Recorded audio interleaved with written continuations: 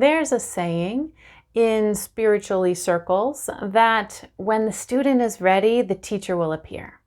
The problem is that sometimes the teacher that appears is a predatory asshole. So what we're going to talk about in this video is what are the things that you need to look for and avoid when searching for a spiritual guide and teacher. Let's dive in.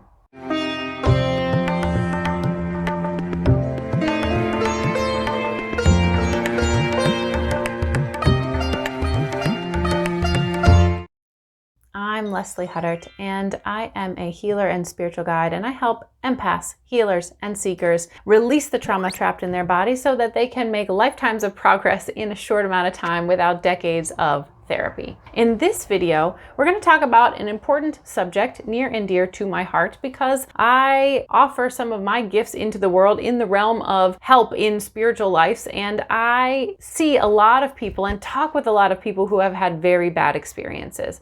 And it has been my great, deep life blessing in this lifetime to have had bona fide, masterful, lineage-based spiritual teachers for which I am forever grateful. And so part of what I feel is my way to give back is to help share some of my experience. So in this video, we're going to talk about a few key points to look for to avoid the bad news actors in the realm working under the guise of spiritual teachers and gurus, and what to really look for to actually get bona fide help. Because at some point, we all reach points in our personal and spiritual development where we need help. We need someone who is farther along the path and who is also of good confidence and moral ethics to actually guide us without harming us, because it is an important part of the advisory spiritual path to be really open and transparent to someone. And if that someone is not really qualified, it can be very harmful to your own experience and inner spiritual progress. So, a few questions to ask. Number one, who's their teacher? Generally, you want to be leery of someone who is very just vague or not really telling you where their formation came from and who their teachers are. In a very traditional sense, especially in Eastern traditions, you're not a teacher until your teacher says that you're a teacher. And this is very poignant and very purposeful because the ego's delusion is very great. And often people can manifest various things that can look sparkly and very helpful or have the guise of spirituality, but just be pure ego bullshit. So in traditions, you had a teacher who really held your feet to the fire to make sure that they had burned off enough of the crap in your system around your ego so that you were tamed enough in order to be of service to yourself and others. So be very aware of someone in a modern time that does not list their teachers or the lineages or where they're coming from.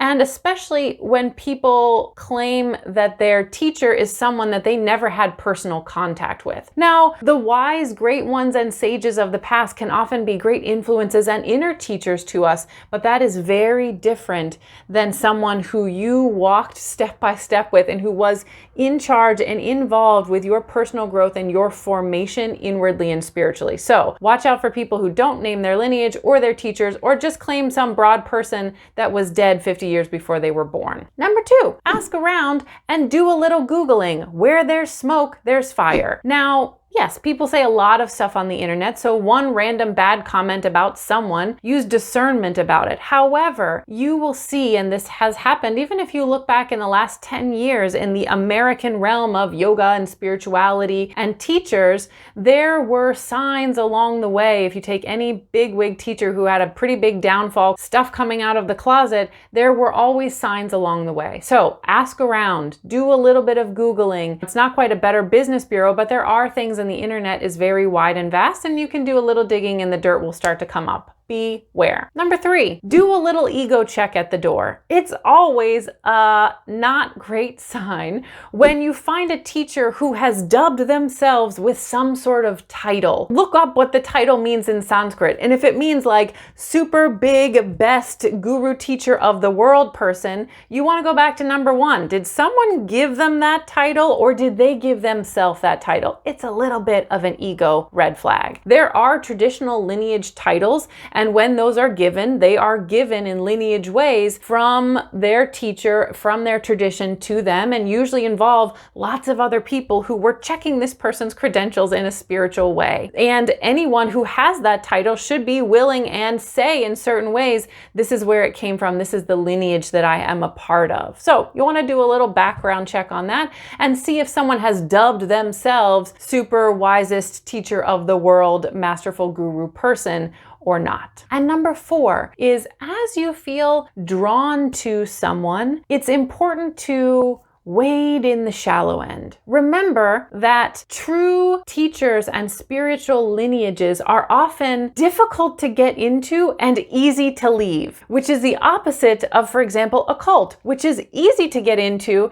and very difficult to leave. So you want to watch and see, what's the vetting process? Are you able to sort of wade in the shallow end? Are you being made to make any deep dive commitments in a very early type of a way? Those are all red flags. So the thing to know is that it's very possible for someone to have an energetic system or be cultivated in a certain way that gives them kind of, they'll sometimes use the word siddhis or spiritual powers, or sometimes even just people's esoteric wiring will allow them to have a certain type of magnetism. Magnetism does not equal true spiritual development. So even though you might feel a strong connection or a little bit of sparkly things, you want to not strike while the iron is hot. If this person is meant to be your shining teacher, it cannot be gone away with by letting time pass. It will endure. So wade in the shallow end. Check out not just the teacher themselves, but also what they produce in their students. Sometimes someone might be from their own dharma or karma